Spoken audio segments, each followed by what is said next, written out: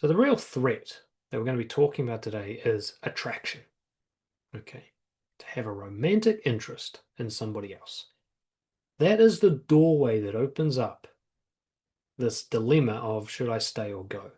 It is, I think, delusional and far too optimistic to think you'll never be attracted to somebody else. Some people report that they really believe that once they found their true love, they'd never find anyone else even remotely interesting. I'm not sure I believe them. We'll say for the sake of argument they're not lying. If nothing else, they are rare. Most of the rest of us are normal primates, and we are going to have our brain synapses fire off when we see and encounter certain things, particularly the timing of it. If we're having a rough patch with our partner and somebody who has all the traits that we think they're missing shows a real interest in us and they look great, yeah, we're going to have a physical reaction to that. We're going to have a biological, biochemical reaction to that beyond our willpower. The question comes is what are we going to do about that reaction? So I think we'll always be prone to finding somebody else attractive. In fact, we should consider that a threat that needs to be managed, a threat to our relationship. Rather than being naive and thinking I don't need to worry about that, or being delusional and thinking attraction tells me where I should go, so as soon as I'm attracted to someone else, it means it's time to bounce. Rather thinking I'm going to be attracted for all the wrong reasons. I'm going to be attracted no matter what, beyond my control. It is not a sign of how things are going in my relationship. It's just something that needs to be managed. Just like if I want to stay clean from alcohol, I've got to stay away from pubs. And I've got to make sure I don't even have a sip. I think in modern times, more than ever before, people take attraction as a sign of like truth, like attraction and a good fit are the same thing. So if you're attracted to someone, it means that they're right for you and you should go towards them. I can't think of a belief that's as delusional as that. We can be attracted to all the wrong people for all the wrong reasons. Doesn't mean attraction's totally inaccurate either, but especially just physical attraction like that instantaneous urge towards somebody that you know nothing about. That is so unlikely to tell you much of any value about their character, about how good you are going to be together in a relationship, and so on. Now, that's a bit different to the attraction that builds over time as you get to know someone, especially if you weren't that into them at the beginning, and then the more you learn about their personality and the more experiences you have together, you feel yourself becoming more interested in them. That's a bit more of an accurate form of attraction. But again, it doesn't mean that it's time to leave your current partner. You can have both. You can have a great partner and a great relationship that should be maintained for your quality of life and develop attraction for somebody else. Now, we'll get to later why you allowed that to happen, but for now, like those two things can be true at the same time. It doesn't mean this attraction over here doesn't mean that the relationship must be bad. And it doesn't mean that the relationship with this person will be better. And that's a key thing to keep in mind. The honeymoon period's always the best bit. It doesn't mean that you've got a good long-term relationship potential. See, a relationship and attraction are not the same thing. A connection and a relationship are not the same thing. I can be really attracted to someone without them being a good relationship fit. I can have a deep connection with someone, but if we had to actually get into a relationship, it wouldn't work out. That can happen. They are not guarantees of each other.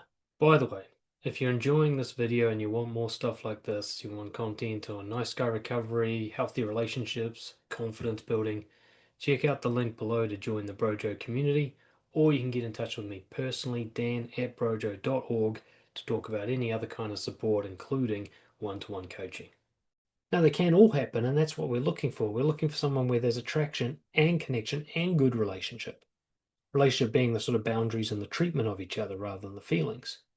Connection being the feelings towards each other and the depth of interpersonal sharing and everything, and attraction just being how you feel when you look at them and how much time you want to spend with them. But these things are not indicative of each other. We cannot think that one equals the other, or we get into a right mess. And this is where I think most people in bad relationships, that's how it started. They thought attraction meant we're going to be good together. They thought connection meant we're going to be good together. In fact, they were so sure of it, they didn't bother to set boundaries. They didn't bother to talk about what it means to be in a relationship. They figure, hey, we like each other, it should work out. Well, 50% global divorce rate disproves that notion big time.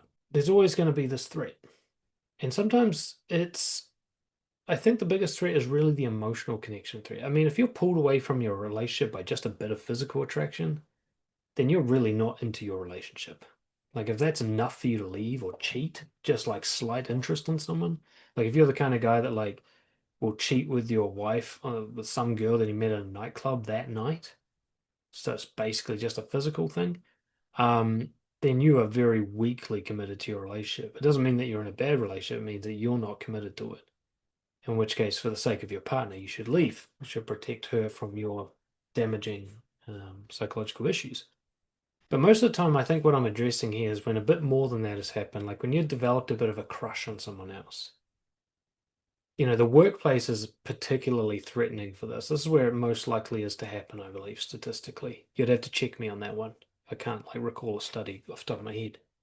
But I think that the biggest threat to a relationship is the connections people have at their workplace, or, to a lesser extent, maybe at their hobbies, anywhere where they're seeing someone a lot and actually building a long-term connection with them. Somebody pointed this out the other day, and I can't remember who, some online influencer. They were talking about how the workplace is such a threat because of the nature of working together is so positive. You succeed in doing these projects together. You're only seeing the good side of each other. You're having just enough time to together with your best energy of the day to like really see the best of each other. And you're not seeing all the shit stuff, right? You never have to like share a bathroom with each other. You never have to deal with the person's period or anything like that. So you're just getting this like highlights reel of this other person, and they're really enthusiastic about you and you achieve things together, and it might really contrast from what you're seeing at home. You're struggling with your wife to agree on like how to get the reno and the house done or whatever. So you got this person at work seems like an angel, and then you come to this other person, you're like, oh, you're like knackered compared to that.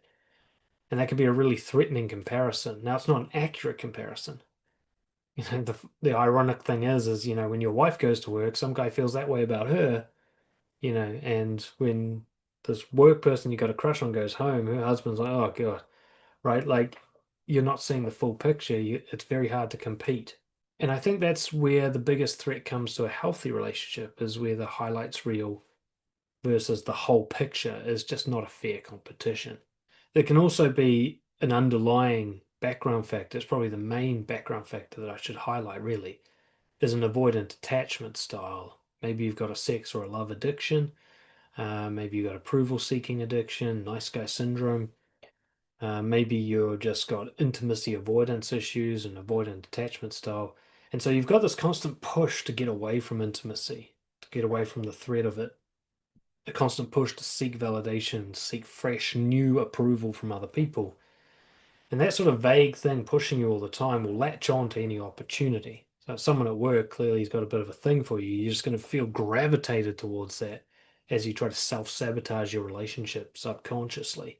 And if you're not aware that you have this background underlying issue and you're carrying this around with you like a gun ready to shoot, you're not going to see that you're at risk in this way.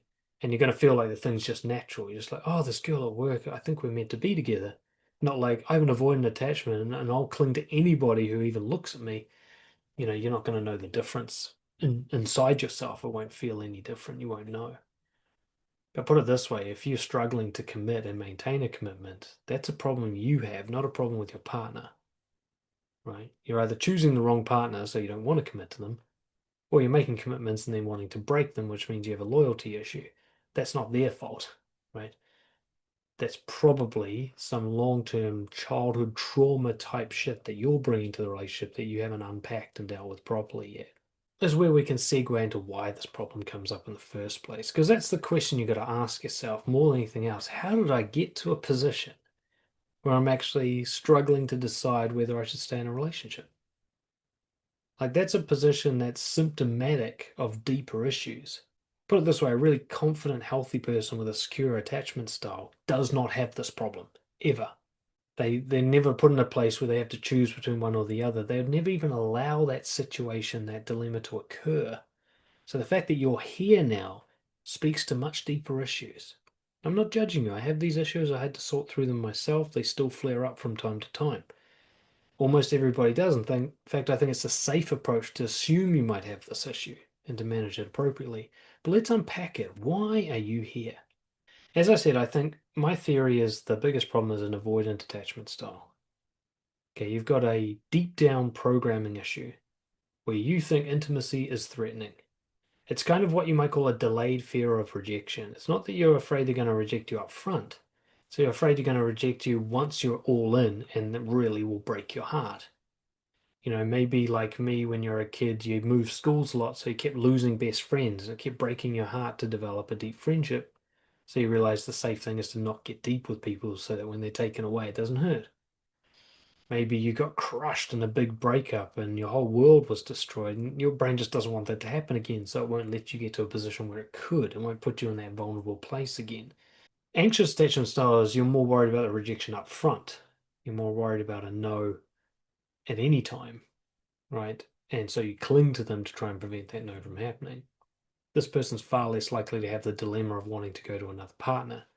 They're more worried about losing the one they have to somebody else. So if you've got this avoidant attachment style that you're unaware of or you haven't dealt with, it's going to be constantly fighting against intimacy. And so ironically, the better the relationship you're in, the more likely you are to sabotage it. You'll actually stay in abusive relationships or bad fits, no problem at all, because there's no real fear of intimacy there. You're not going to get close. You can't get your heart broken because you don't give a fuck about them. When somebody you actually care about, it's high stakes, this could be great, you could be happy. Your brain goes, but then you could be destroyed by it and starts to like try and prevent that harm from happening. I remember having this when my avoidant is my kind of baseline setting that I have to battle to become secure on a daily basis. When my daughter was born, I was just like, fuck, what if she dies first? That would crush me, absolutely devastate me. And I can see it creates a temptation for me to distance myself from her. I don't give in to that temptation, but I see other dads who have. There's one I can think of in particular. I won't name him. But he actually would tell his daughter, like, don't get too close to me in case I die. He's got this thing like, getting close is going to hurt, so let's not even bother. Let's just cut to the chase. This is going to end at some point. Let's make sure that doesn't hurt. And a lot of people have this avoidant attachment, and it manifests as attraction to other things, cheating, porn addiction, anything to get away and break the connection. By the way, if you like what you're hearing, you're enjoying the podcast, please check out the link below to join Brojo or get in touch with me personally if you want to talk about one-to-one coaching, dan@brojo.org.